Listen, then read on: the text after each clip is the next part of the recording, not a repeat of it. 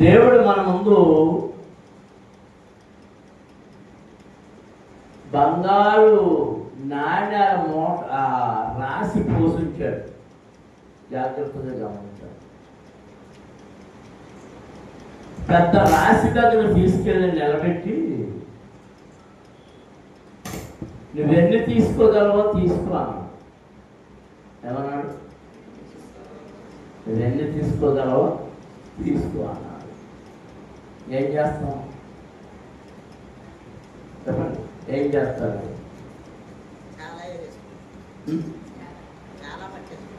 మీరేం చేస్తారో నాకు తెలియదు. నేనైతే ముందు జేబుల్లో నింపుకోవడం మొదలెడతాను. జేబుల్లో పక్కన లేదంటే చొక్కా ఇప్పేది, ఆ చొక్కాలను మొదలెట్టేస్తాను. ప్యాంట్ ఇప్పేది, ఆ ప్యాంట్ కాళ్ళు చివరలు ముడేసేసి, ఆ రెండు కాళ్ళలోనూ పోసేయడం మొదలెడితే 2 బస్తాల కింద మారిపోతుంది. అది మనిషి యొక్క ఆసక్తిని బట్టి. నువ్వు తీసుకోగలిగినవన్నీ నీవే అన్నాడు ఆయన. నువ్వెంత తీసుకోగలవో నీ ఆలోచన, నీ పనితనం మీద ఆధారపడింది. పరలోకపు ఆశీర్వాదాలు కూడా అట్లాంటివే. నమ్మిన వారి దేవునికి స్తోత్రం చెల్లించండి. హల్లెలూయా.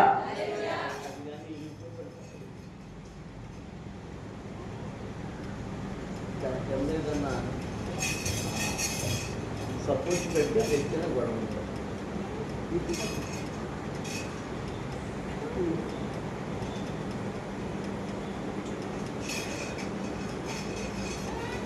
మరి అది తీరిపోతున్న సమస్య కాదు, నీకు తీరిపోతుంది.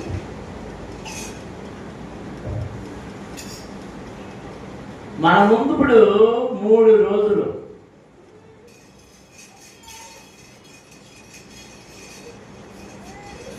పోగు చేసుకుంటానికి ప్రభు కృప ఇచ్చాడు. దేవునికి స్తోత్రం.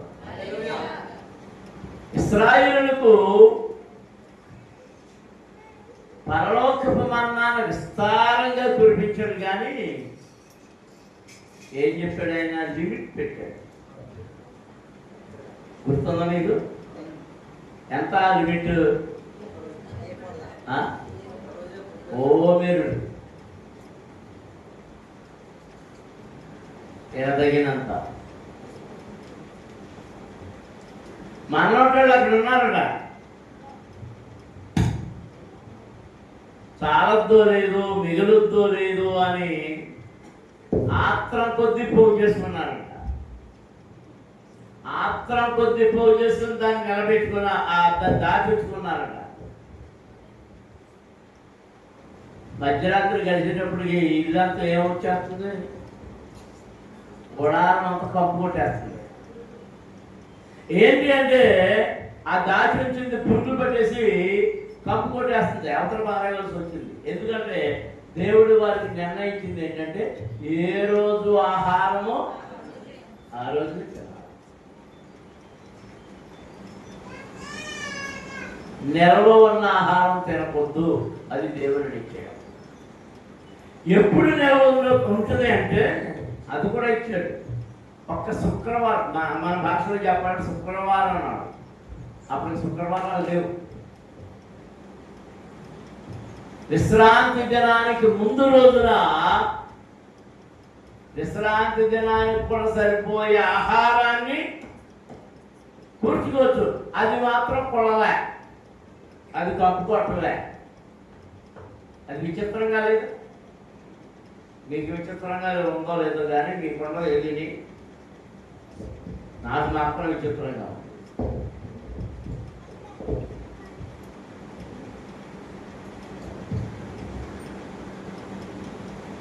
ఆ లిమిట్ ప్రకారంగా నువ్వు పొందాలి అన్నప్పుడు ఆ లిమిట్ నుంచి ఆయన ఇవ్వడు. నువ్వు దాన్ని తెచ్చుకున్న దానివల్ల ప్రయోజనం ఉండదు. మనకి ఫోన్లు ఉన్నాయి, సిమ్లు వేసుకుంటాం, అది రీఛార్జ్ చేయించుకుంటాం. మీరు ఎంత రీఛార్జ్ చేయించుకుంటారో? ఎంత రీఛార్జ్ చేస్తారు మీరు? అదే 200. మీరు మాట్లాడలే? ఫోన్ లేదా? అబద్ధం ఉన్న ఫోన్ పోతాయి, అబద్ధం ఆడతారు.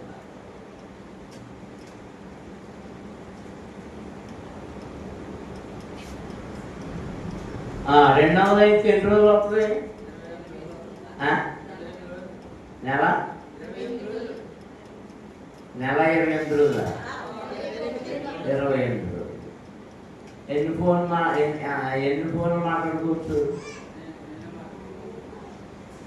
వాటికి ఒక ప్యాకేజ్ అని ఉంటుంది, అన్లిమిటెడ్ కాల్స్. ఎన్ని ఫోన్లు అయినా మాట్లాడుకోవచ్చు. ఎన్ని రోజులు? 28 రోజుల తర్వాత మళ్ళీ వేయించుకోవాలి. కానీ దేవుని ఆశీర్వాదాలు మన ముందు పెట్టినప్పుడు అలాగే ఈ 3 రోజులు, ముఖ్యంగా ఈ రోజు రేపు, ఈ 2 రోజుల్లో మనం అట్లా ఏం చేసేయాలి? 28 రోజులు టైం ఉంది, ఎప్పటితో నువ్వు ఫోన్ మాట్లాడలేదు, అది నిలుంటా? ఉండదు కదా, పోతుంది కదా. ఆ వచ్చే నెల మాట్లాడుకుంటాను కానీ ఉంచితే దాని మీద ప్రయోజనం ఏముందా? ఏమి లేదు. అట్టి విధంగానే ఈ 2 రోజుల్లో అన్లిమిటెడ్గా టైం 2 రోజులే. మైక్ ఆపేయడం, స్విచ్ ఆపేయడం.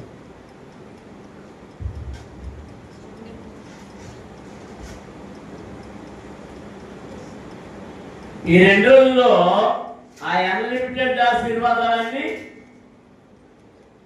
మనం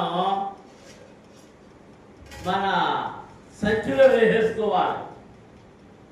ఆ తర్వాత ఏమై ఉంటుందంటే ఇక వాటి ద్వారం మైపడుతుంది. ఇంకా తీసుకురాడు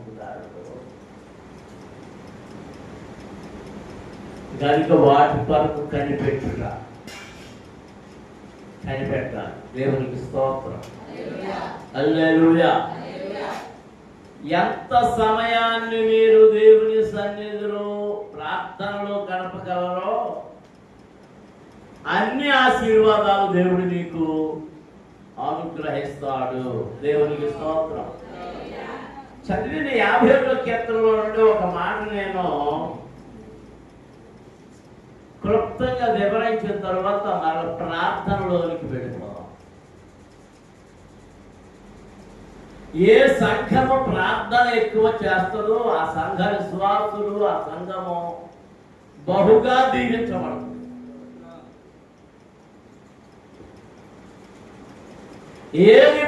ఎవరు ప్రార్థనలు చేయరో, పాటలు పద్యాలు అంట కథలో కమామేషులతో గడుపుతారో అక్కడ ఎండుగడ్డి తప్ప ఏమి దొరకదు. ఎడారి వంటి.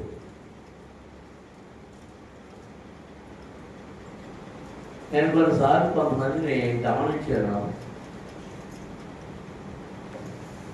జనవరి పండగండి ఆ సంఘానికి వెళ్ళండి, అయ్యే బాబోయ్ ఎంత ఆనందం ఉందండి.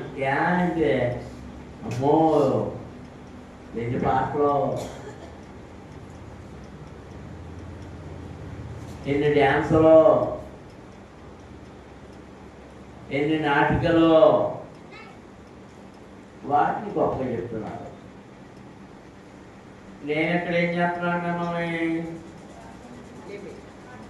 మోకరిస్తాను ప్రార్థన అంటే ఎలా ఉంటుంది? అది చక్క అయి చూడొచ్చు, ఈ చూడొచ్చు, ఆ పాట పాడొచ్చు, ఈ పాట వినొచ్చు. పాట వినుట ఆశీర్వాదం కాదు, వాక్యము వినుట. వినడమే కాదు, విన్న వాక్యాన్ని పాటించుట. బలులు అర్పించుట కంటే మాట వినుట శ్రేష్టము అమ్మను దేవునికి స్తోత్రాలు చెల్లించుదాం. హల్లెలూయా. ఈ 51వ కీర్తనలో ఈ 10, 11, 12 వచనాల్లో శ్రేష్టమైన మాటలు దావీదు భక్తుడు దేవుని సన్నిధిలో తన పాపాన్ని ఒప్పుకుంటున్నప్పుడు చెప్పిన మాటలు. దేవా, నా యందు శుద్ధ హృదయము కలుగజేయుము, నా అంతరంగములో స్థిరమైన మనస్సును నూతనముగా పుట్టించుము. ఒక్క నిమిషం. దేవునికి స్తోత్రం. హల్లెలూయా. ఏం చేయమని అడుగుతున్నాడు? చదువు. ఏం కలగజేయమంటున్నాడు? చెప్పాలన్నారు. అంటే ఏమి లేదు, శుద్ధ హృదయం లేదు, హృదయంలో శుద్ధి లేదు. అందుచేత దేవుని దగ్గర ప్రతిఫలాడుకుంటున్నాడు. దేవా, నా యందు శుద్ధ హృదయము కలుగజేయుము. దేవునికి స్తోత్రం. ఎందుకు శుద్ధి లేదు అతని హృదయంలో?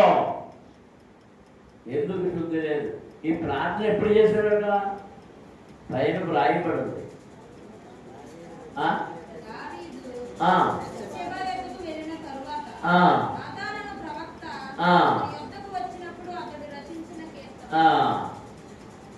దావీదు తన సైన్యాన్ని యుద్ధానికి పంపాడు. వాళ్ళందరూ అన్నారు, అయ్యా రాజుగారు మీరు రావద్దు, మీరు ఉండండి, మేము యుద్ధం చేసి వస్తాం, మీరు ఇంటి దగ్గర ఉండండి. ఒకవేళ పొరపాటు యుద్ధంలో మీరు చచ్చిపోతే దేశం ఓడిపోతుంది కనుక యుద్ధం మీద మేము చేసి వస్తాం, మీరు ఇంటి దగ్గర ఉండండి అని. ఆయన ఇంటి దగ్గర ఉన్నాడు, యుద్ధాన్ని గురించి ఆలోచన చేస్తున్నారు.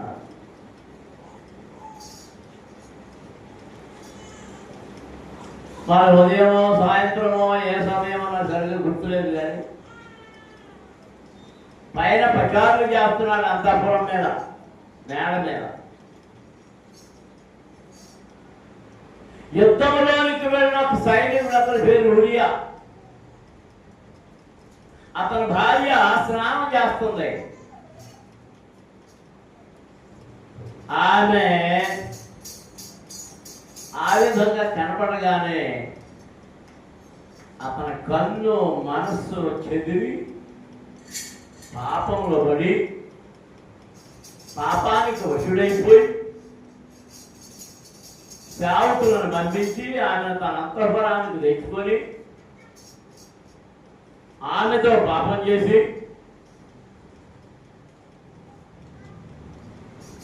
ఆ పాపం బయటకు వచ్చేస్తుంది అన్నప్పుడు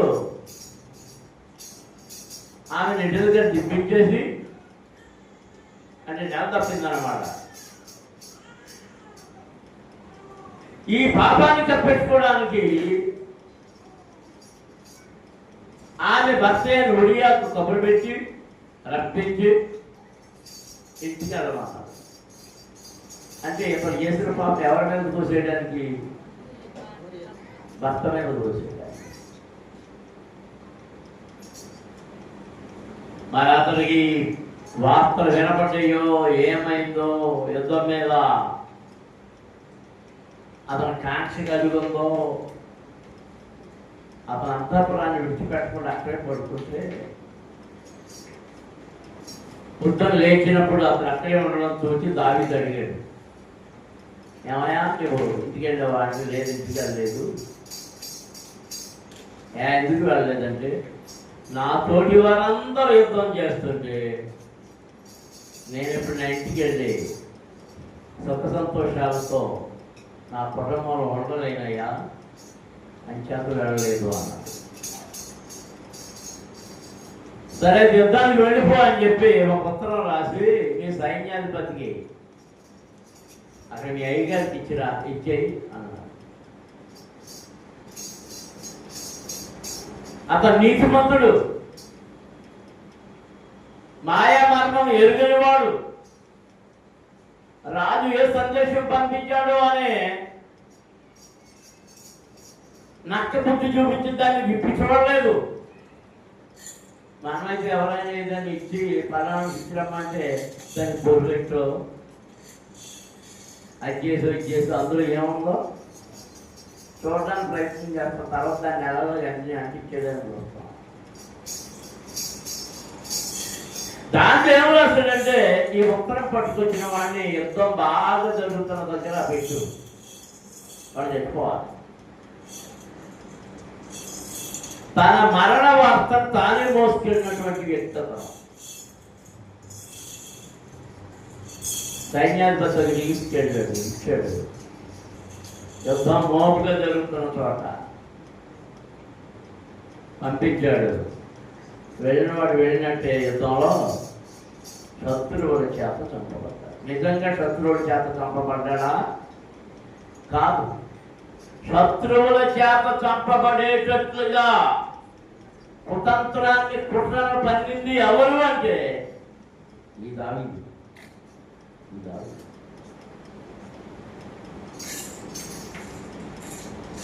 అతను చనిపోయాడు అనే వార్త వచ్చింది.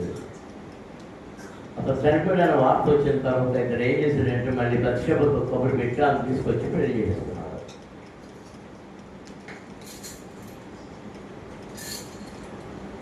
మీరు ఆ చరిత్ర చదువుతుంటే దావీదు కొడుకు చచ్చిపోయాడు నేర్చుకో గుర్తుందా? వాడు ఈ పాపంలో పుట్టినవాడు. ఆ పాపంలో పుట్టాడు కనుక వాడికి జబ్బు వచ్చింది. చచ్చిపోతున్నప్పుడు దేవుడి దగ్గర ఉపవాసం ప్రార్థన చేసింది. కానీ వాడు పాపము వలన పుట్టిన వాడు కనుక దావీదు యొక్క ప్రార్థన దేవుడు వినడు.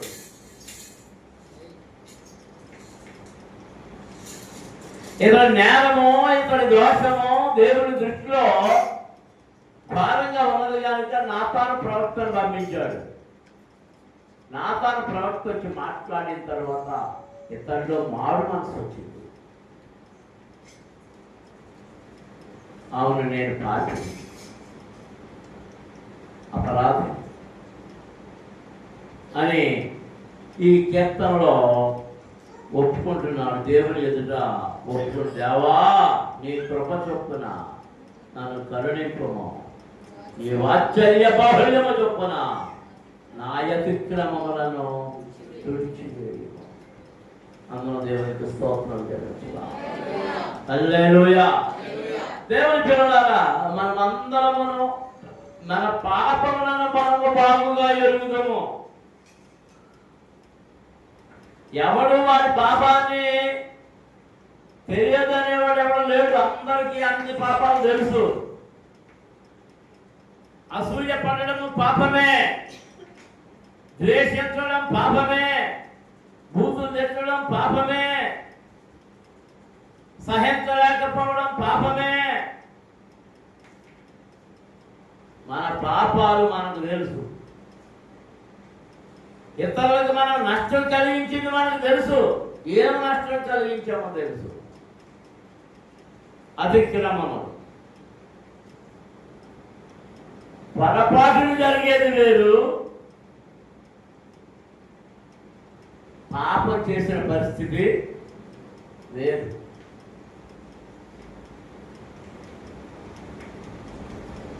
ఈ పాపం చేసినప్పుడు దేవుని దగ్గర ఒప్పుకోవాలి, దానిని విడిచిపెట్టాలి. దావీదు ఇప్పుడు దేవుని దగ్గర కన్యాలు తొలగించాలి.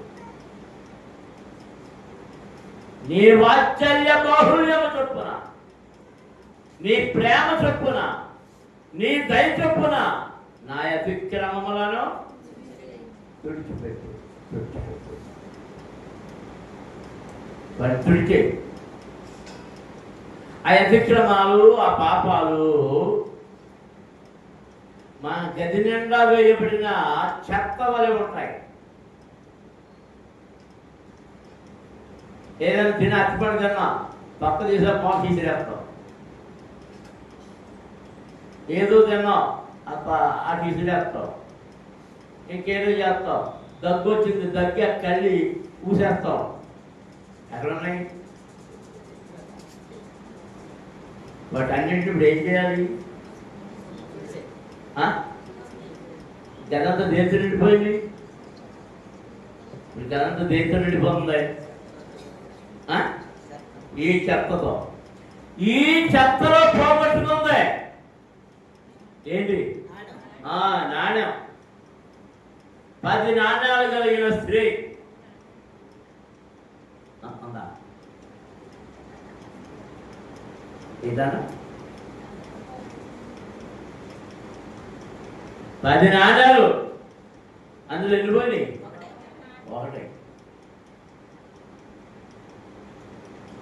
ఎలా పోయిందో తెలియట్లే, ఎలా జారిపోయిందో తెలియట్లే. ఇప్పుడు ఒకవేళ తను దాచుకునే సంచికి చిల్లుంటే మొత్తం అన్నీ ఏమైపోవాలి? పోలే. ఎలా పోయింది? ఆ ఒకటి ఎలా జారింది? అది జారినప్పుడు సౌండ్ వస్తుంది, సౌండ్ కూడా రాలే. సౌండ్ రాలేదంటే ఈ ఇంటిలో పేరుకుపోయిన చెత్త మీద పడింది అనమాట. దానికి శబ్దం రాలేదు, జారిపోయినట్టు కూడా తెలియలేదు. వాటి రోజు లెక్కెట్టుకుంటుందేమో. తీసి లెక్కెట్టినప్పుడు 10కి బదులు ఏమి ఉన్నాయి? ఇప్పుడు ఏం చేస్తుందంటే, అయ్యో ఏది ఏది ఏంటి సంచులు వేసాను కదా నిన్న, ఏమైందని వెతికింది. ఆ మంచం ఏం వెతికింది, ఆ బొత్త దురిపింది, ఏది లేదు. అప్పుడు ఏం చేసిందట? ముందు ఏం చేసిందో చెప్పండి. దీపం వెలిగించింది. అంటే ఆ ఇంట్లో ఏముంది? చీకటి. ఆ చీకటిలో దాటిపోయింది. ముందు దీపం వెలిగించింది. రెండవది ఏం చేసింది? చీపురు తీసుకుని గదంతా ఇల్లంతా తుడిచినప్పుడు ఏం జరిగింది? ఆ నాణ్యం అక్కడే పోగొట్టుకుంది, కానీ అక్కడ దొరికింది. అది రోడ్డు మీద పోగొట్టుకుని ఉంటే దొరుకుతుందా? దొరకదు.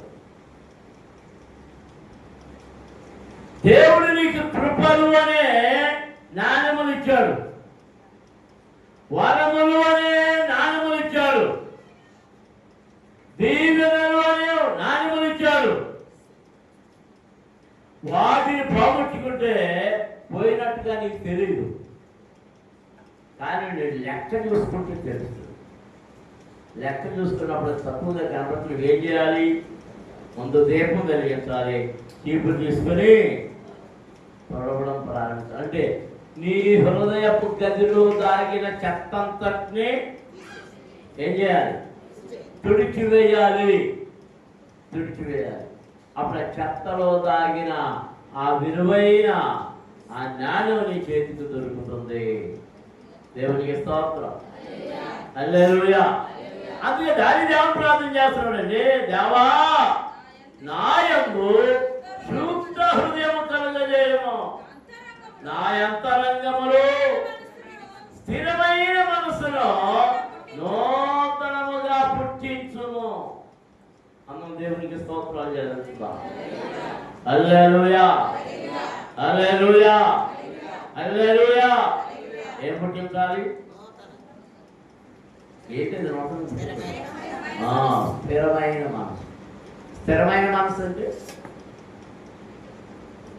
కదలని మెదలని, గాలికి కానీ వరదకు కానీ అగ్నికి కానీ మరి దేనికి చలనము రానటువంటి స్థిరమైన మనస్సును నాకు కలగజేయి.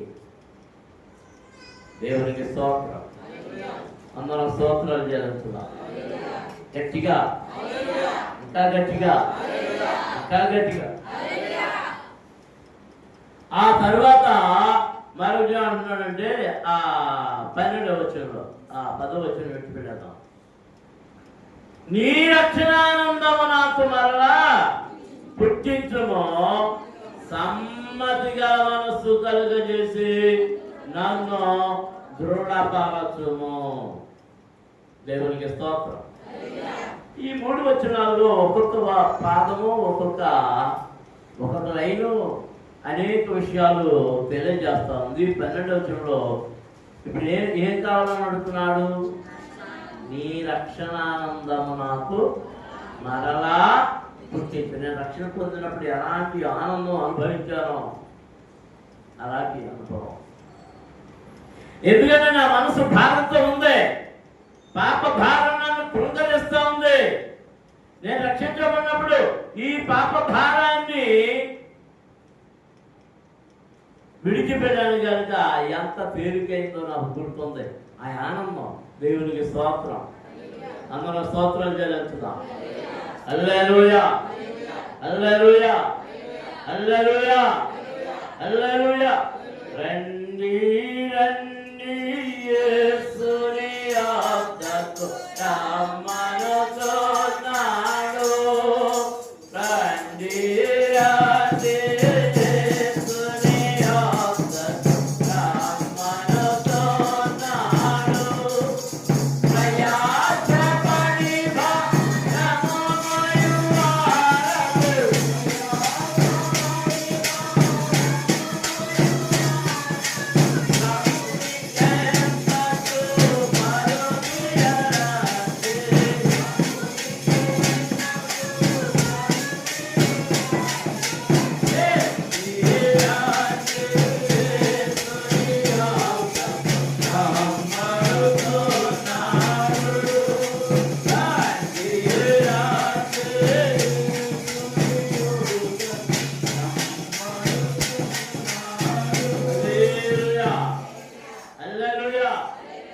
ఎందుకు రమ్మంటున్నాడు? ఎవరు రమ్మంటున్నాడు? ప్రయాసపడి భారమును మోసుకొనుచున్న వారులారా నా యొద్దకు రండి, నేను మీకు విశ్రాంతిని కలిగించే. ప్రయాసంతో ఏ భారం మోస్తున్నాం? పాప భారం. పాప భారం. ఆ భారాన్ని మోస్తున్నాం. దాన్ని విడిపించడానికే, ఆ భారాన్ని నీ భుజాన్ని తప్పించడానికే ప్రభువాని యేసు ఈ లోకానికి వచ్చాడు. ఆ భారము నా హృదయాన్ని కలచి వేస్తా ఉంది.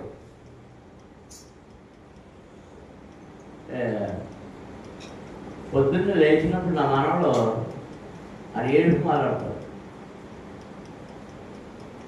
సాయంత్రాలు కూడా ఒకసారి ఏడుస్తుంది. ఎప్పుడు వరకంటే ఆయన భుజం మీద భుజం మీద వేసుకున్న తర్వాత అప్పుడు అడిగి ప్రాణం పుట్టుకుంటుంది. భుజంలో అవుతుందని కానీ నేను పక్కన పొరపాటున పడుకోబెట్టానా మళ్ళీ ఎంత కోపం వచ్చేతోడికి. మళ్ళీ ఎప్పుడు వరకు నేనేమో మొయ్యలేకపోతున్నా, ఆడేమో ఊరుకుంటలేదు. ఇప్పుడు ఏం చేయాలి? నా మనవలాగే ఆ భారం మనం వదలదు. ఆ భారానికి మనం అంటే ఎంత ఇష్టమో అది మనం వదలదు, మనం వదిలేసుకోం. మన మనవడం నాకు ఇష్టమే కదా. మరి ఆ రేటుతో ఏం చేస్తున్నాను? పొలం మీద తీసుకుంటే నాకు ఏమవుతుంది? భారంగా ఉంటుంది, ఇబ్బందిగా ఉంటుంది.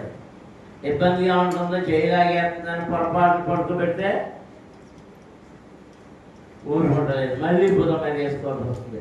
మన అపరాధాలు, మన దోషాలు కూడా మనం వదలడంలే.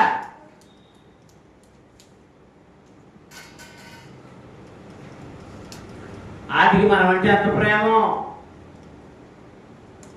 మనకి అవంటే ఎంత ఇష్టమో.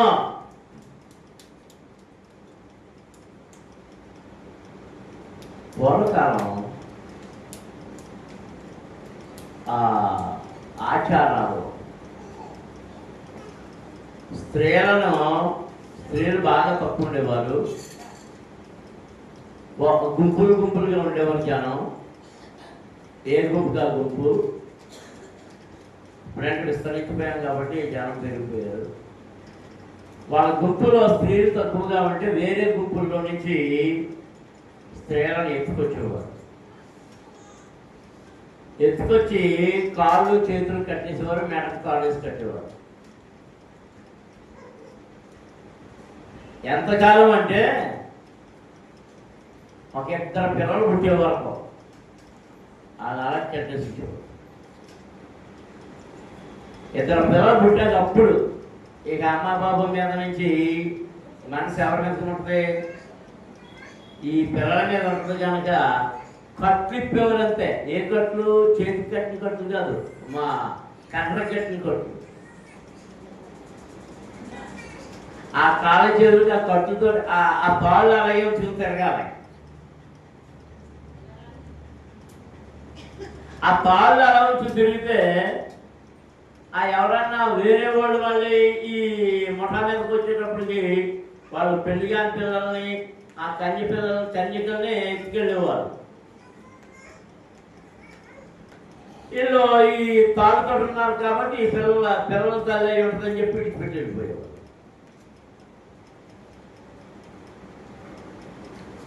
ఆ అలవాటు ఇప్పుడు వదలలే. ఏ అలవాటు అర్థమైందా? రాజు నా మాట్లాడిన అర్థమైందా? ఏంటి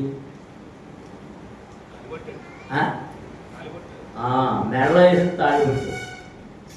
మరి కాళ్ళకే చేతులకేసినాం, గాజుల కింద అవి మారిపోయి కడియాల కిందను. ఇప్పుడు కడియాలు లేవు కానీ పూర్వకాలం ఏంటి పెట్టుకునేవాడు, గట్టిగా కూడా అనేవాడు. ఏమంటారు? కాళ్ళు పెట్టుకున్నట్టు ఏమంటారు? పట్టీలు. ఆ పట్టీలు ఇప్పుడు మళ్ళీ ఫ్యాషన్ అయిపోయాయి. ఆ పట్టీలు అంటే ఏంటంటే కాళ్ళే పెళ్లి కానీ వాళ్ళు కూడా పెట్టుకుంటారు. అసలు రూపాయలు అయ్యి ఇప్పుడు ఇవన్నీ ఇప్పేయారు. ఇప్పుడు అక్కడి వరకు మాత్రమే తాడు ఎంత దూరం వెళ్తుందో అంతవరకు కష్టపడిన ఆ స్త్రీ ఇప్పేసిన తర్వాత ఏం చేస్తుంది? అలా ఊరంతా తిరగలదు.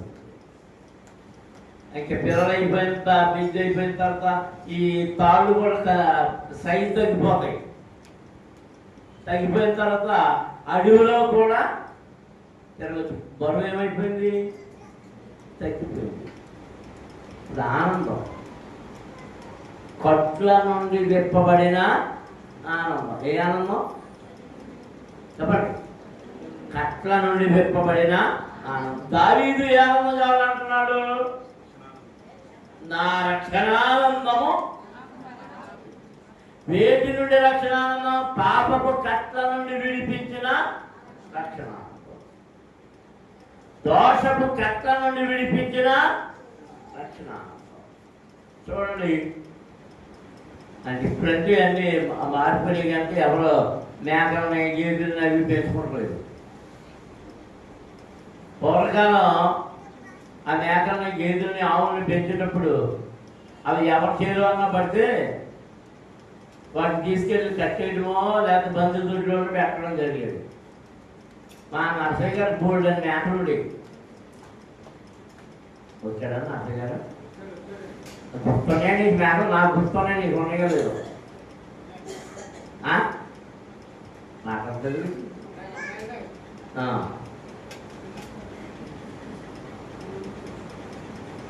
మా గేదెలు తప్పిపోయినప్పుడు కూడా నెత్తుకొని వెళ్తే బంధువుల్లో కనిపించింది ఒకసారి. మళ్ళీ అక్కడ ఫీజు కట్టి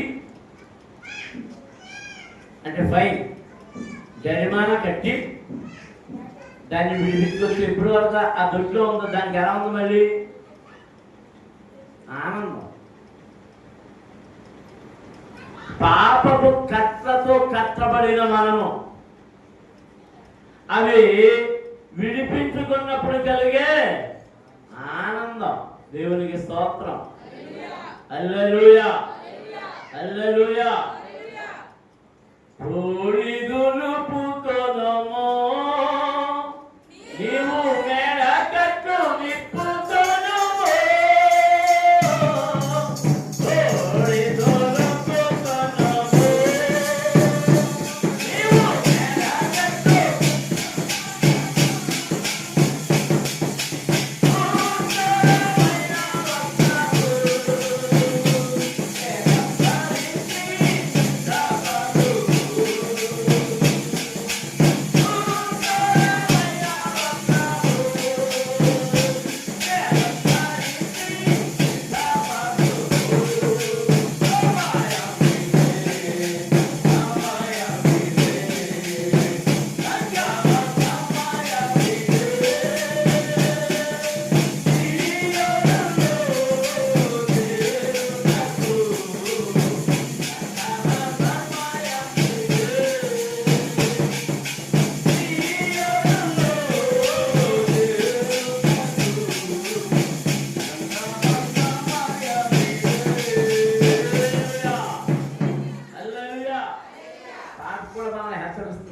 సమయం ఇదే.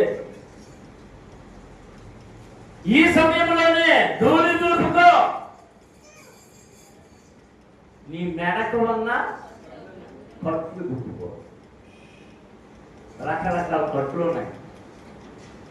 నేను చూస్తే కనబడే కట్లు వేడిగా ఉంటాయి.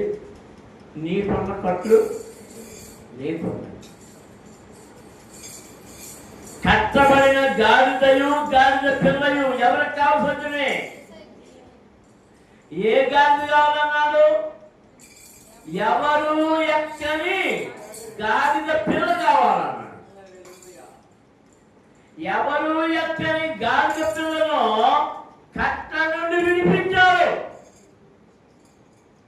ప్రభు చెప్పాడు, ఎవడన్నా అడుగుతాడు, అడిగితే ఎవరికి కావాలని చెప్పాలి?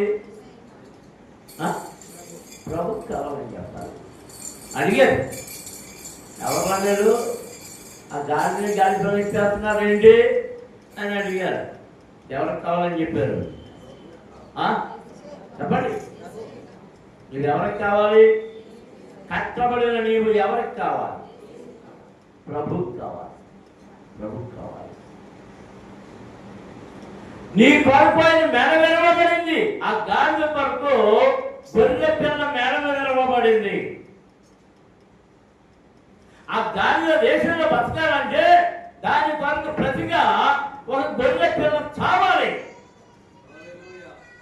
అలాగే నీవు నేను బ్రతకడం కోసం, ఆత్మలో ఎదగడం కోసం ఆయన మన కొరకు సిలువలో బలియాగం అయిపోయాడు. దేవునికి స్తోత్రం. ఆ రక్షణానందం నాకు మరలా పుట్టించు. కాబట్టి దేవునికి స్తోత్రం. హల్లెలూయా, హల్లెలూయా. మరొక మాట, సమ్మతి గల మనసు కలుగజేసి నన్ను దృఢపరచును. ఏ మనసు? సమ్మతి గల మనసు. సమ్మతి గల మనసు అంటే ఏంటి చెప్పదు? సమ్మతి గల మనసు అంటే ఏంటి? నెమ్మదని కాదు. సమ్మతి అంటే మీ అత్తగారికి నీకు పడదు. నువ్వు రొట్టె తీసుకునే ముందు ఏం చేయమంటున్నావు? సమాధాన పడమని. కొంతమంది ఏదో నా కళ్ళు చుట్టూ సమాధాన పడతారు, కానీ మనసులో ఏముంది? సమ్మతి గల మనసు అంటే సమాధాన పడడానికి ఇష్టమైన మనసు. సమాధాన పడడానికి ఇష్టం కలిగిన మనసు.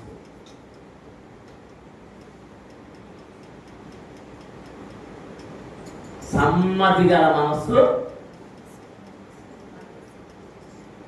ఏం చేయమంటున్నాడు? నాకేం కలగ చేయి? దేవునికి ఇతరులతో సమాధానంగా ఉండడానికి, నిన్ను ప్రార్థించడానికి సమ్మతి గల మనసు కావాలి నాకు. నిన్ను స్తుతించడానికి సమ్మతి గల మనసు కావాలి నాకు. ఉపవాసం ఉండడానికి సమ్మతి గల మనసు కావాలి. మీరు ఉపవాసం ఉన్నారో లేదో, ఒక ఏదైనా ఒక పూట ఉపవాసం అన్నా నన్ను తిట్టుకుంటూ ఉపవాసం ఉన్నారు ఏమన్నా.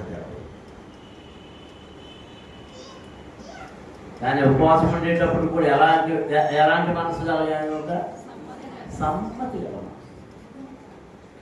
ప్రార్థించడానికి సమ్మతి గల మనసు, స్తోత్రించేటప్పుడు సమ్మతి గల మనసు. మన స్తోత్రం చెప్పమంటాడు అంటున్నారు. మోకరించడానికి సమ్మతి గల మనసు, అంగీకరించడం, సంపూర్ణమైన మనసు, పూర్తిగా అంగీకారంగా మోకరించడం, ప్రార్థించడం, స్తుతించడం, పాడడం, సాక్ష్యం ఇవ్వడం. ఆ సమ్మతి గల మనస్సు నాకు దయచేసి నన్ను ఏమన్నాడు? దృఢపరచు, బలపరచు, నన్ను బలపరచు. దేవునికి స్తోత్రం. అందరూ స్తోత్రాలు చేస్తున్నాం. హల్లెలూయా, హల్లెలూయా. 9 గంటలకే ప్రార్థన పెట్టేశాడు. ఇవాళ నా కూలి పడిపోయింది అని కూర్చుంటే ఏ మనసు అది? సమ్మతి గల మనసా, అసమ్మతి గల మనసా? నువ్వు ఉపవాస కూడంలో కూడి వచ్చేటప్పుడు సమ్మతి గల మనస్సు గల వ్యక్తులుగా రావాలి. అప్పుడే దిగను నీకు. అసమ్మతితో, అసంపూర్ణంగా, అసంబద్ధంగా, అప్రయోజనకరంగా ఆయన సన్నిధిలో కూర్చోవడం వల్ల ఏ మేలు పొందుకోలే. మేలు పొందుకోవాలంటే సమ్మతి గల మనస్సు మన హృదయంలో కలిగి ఉండాలి. మోకరించాలి, స్తోత్రములు చెల్లించుదాం. హల్లెలూయా, హల్లెలూయా, హల్లెలూయా. మహిమ కలిగిన దేవా మీకు స్తోత్రములయ్యా. జీవాధిపతి నీకు స్తోత్రం, నీకు స్తోత్రం, నీకు స్తోత్రం. హల్లెలూయా, హల్లెలూయా, హల్లెలూయా, హల్లెలూయా, హల్లెలూయా, హల్లెలూయా, హల్లెలూయా, హల్లెలూయా, హల్లెలూయా, హల్లెలూయా, హల్లెలూయా, హల్లెలూయా, హల్లెలూయా, హల్లెలూయా. స్తోత్రం, స్తోత్రం, స్తోత్రం, స్తోత్రం, స్తోత్రం, స్తోత్రం, స్తోత్రం.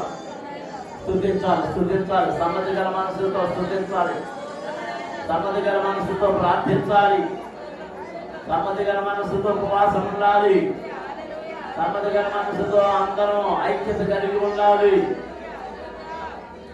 దేవుడితో సమ్మతి ఐక్యం కలిగి ఉండాలి. దేవుడితో ఐక్యంగా ఉండడానికి మన హృదయంలో సమ్మతి ఉండాలి. హల్లెలూయా, హల్లెలూయా, హల్లెలూయా, హల్లెలూయా, హల్లెలూయా, హల్లెలూయా.